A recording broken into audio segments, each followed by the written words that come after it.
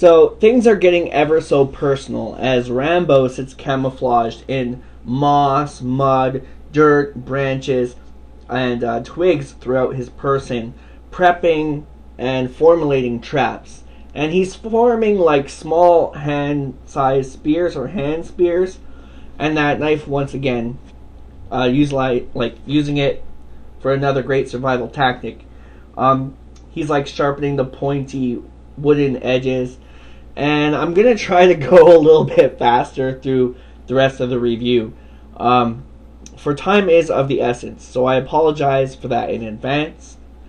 And, welcome to Act 2.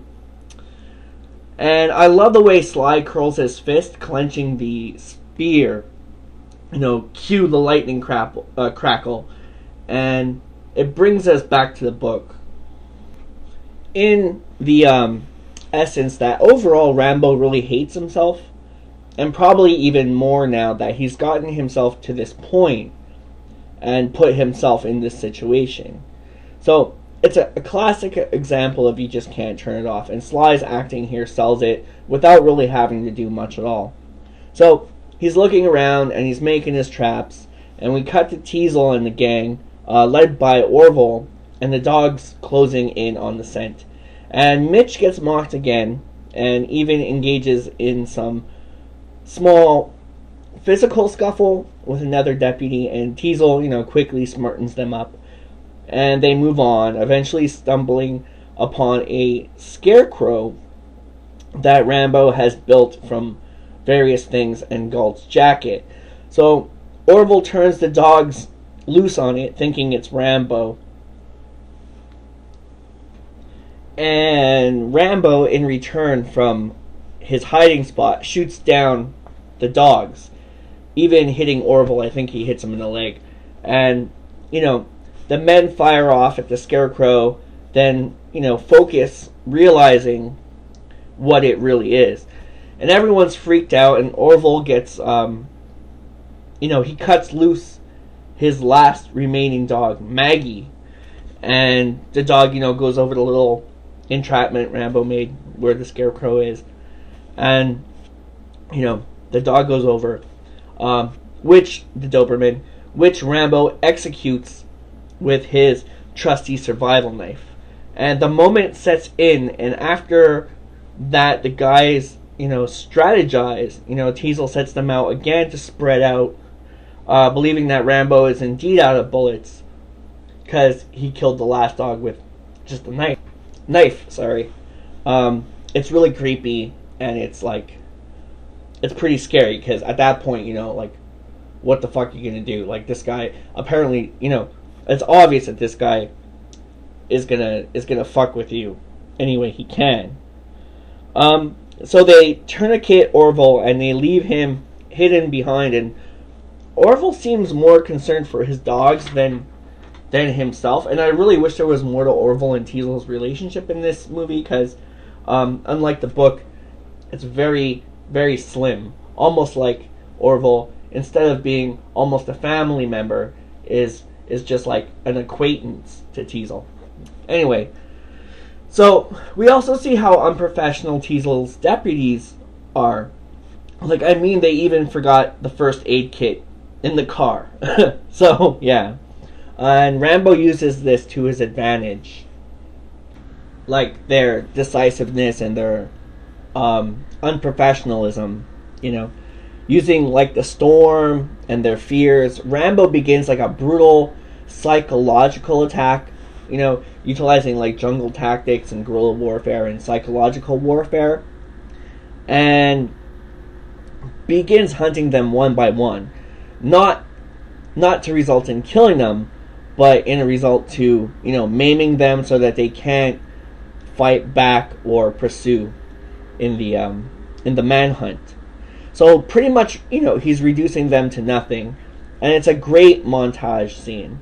I believe it started this kind of scene in the genre, and we definitely see it utilized in the future of the franchise, and other various films we see today. So they split. Sorry, they they split up. Sorry, my microphone keeps cutting out. Everything is against me to get this thing done. It's the gargantuan dinosaur, the 3-hour 3-hour recording process. Actually, it's going to be long. Off of film and off of the transmission, it's probably going to be more like 5 hours. Anyway, so they split up 50 feet apart. Upon Mitch's great line, like they say, another deputy says, happy hunting, and he says, we ain't hunting him, he's hunting us. And they spread out, rather shaken. And one guy's looking around, and the weather effects here, like the lighting, is just wonderful. Really sells the weather. It really makes you feel like the coldness of the approaching winter, and how poor Rambo being stripped down to that tarp, how he must feel and how the other guys feel, and it's just really, really beautifully shot. And anyway, so one of the guys walking around, and Rambo shoots up from the ground. Actually, it's Mitch. Rambo shoots up from the ground covered in foliage, and viciously stabs a hole through Mitch's leg from behind. Slams him against a tree, then tosses Mitch viciously to the ground. And it looks like a fucking damn monster movie.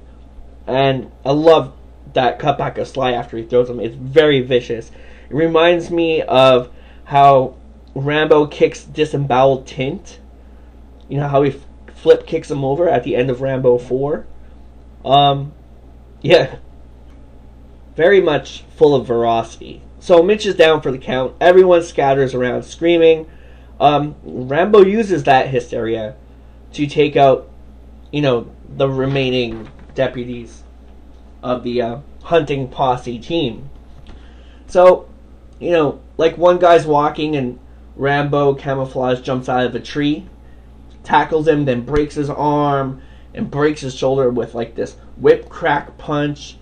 Another guy goes to shoot Rambo, but Rambo dukes him out, and the guy ends up shooting I think it's the same deputy that's tied or leaned up to a tree or something. So he's hit in the arm instead. Another guy gets struck by the spear trap. Yeah, speared through the legs and maybe the genitals, and that's my personal fave takeout. I meant to say Deke before, not Duke. But yeah, back to the spear trap. So he gets struck in the legs and maybe the genitals. And, that freaked me out as a kid. And I still, it's still hard to watch himself pull himself off the spears, the blood that remains after. And it really looks like he's having a hard time. Another guy gets struck down from behind while Wilfred tends to the spear trapped victim, and finds another deputy bound and gagged to a tree. Then Rambo leaps out, and corners Teasel to a tree, and terrifies him and warns him to let it go. That he could have killed everybody. Like, out there you're the law, in here it's me. Classic line. And Rambo, looks almost ready to decapitate Teasel, and mercifully he lets him live and takes off back into the woods. And Teasel's rather messed up and delirious. He like checks himself and cries to himself and then pulls himself together alone to collect his men and retreat. And I love the engraved line on his neck after Rambo pulls the knife away from his throat. It's a nice touch. And it kind of foreshadows Rambo 4. Like in Rambo 4 at the end when Rambo sneaks out from the tree and disembowels Tint and then does that kick like we just talked about before. And, Tint flopples over backward, intestines flying out. That's what we could have seen, but it delivers in the fourth. It touches upon that. It's a nice piece of nostalgia that reminds me of one another. You know, like this scene in First Blood and the ending scene in Rambo 4, that ending battle scene. You know, what Rambo could have done. You know, I don't know. It just reminds me of that. If it reminds you of that, please comment below. Anyway, so we begin the second half of the movie at the base of Manhunt Operations Camp. You know, a chopper flies in. They're offloading some, you know, rather finished deputies. State police show up and look around. The news team arrive, and they are just not helping at all. They're just making things worse. You know, lying to us. You know, it's a contortion of the media. You know, misinterpreting the story and beyond. Anyway, Teasel's getting stitched up by a medic and gets talked down to by head of state police Kern from Deliverance. Squeal! I want a ride. Anyway, they have a dog eat alpha dog moment, and Troutman shows up and let me tell you that every moment the late Richard Crenna is on the screen is a masterpiece in this thing. He is handcrafted for this character and movie. And, you know, only 48 hours, I believe, after he got the part. Totally made it his own. He is a master's actor. Iconic, and we'll never see anything like him again. So he comes in with this amazing speech, letting them know exactly what they're up against. And he should have gotten an Oscar for that Billy Goat monologue. You know, for a taste of Crenna's brilliance, check out our Season 1, The First Blood Experience trailer. It's great. So we also find out that Teasel and Dave Kern find out that the jailbreak resulted from Galt's police brutality. And of course it's overlooked. But anyway, that's how it goes, right? So back in the woods, however, Rambo has made a spear knife attachment, and from the trees stalks a wild boar. Then he crashes down on it and cuts off a fourth of the boar and carries it off to his to an abandoned mine where he's camped. And before he enters, he arms a trap at the entrance of it. So, cut back to Teasel bringing Kern and Troutman to the radio post in an attempt to try and reach Rambo to get himself in clean after, you know, Rambo snagged Galt's walkie-talkie. So, Troutman agrees in an effort to break Rambo's radio silence. So we cut to Rambo in the mine by the fire with the hog leg thigh rigged up over the fire. He cuts off a piece, lies back, eats it, you know, thinking heavily, deeply in thought. During production, actually, the hog actually lived. It actually escaped off into the woods during transport. So even though the effects are brilliant for the dead hog remains, no need to call PETA. It was just a prop. So Rambo's in his head and is snapped out of it by Troutman's voice on the radio. And they exchange words, and it's revealed to Troutman that, you know, Teasel's push and his Teasel's motives also. And it looks as if Rambo's embraced fully back into war mode now. Almost, I would say, like there's only one way out for him.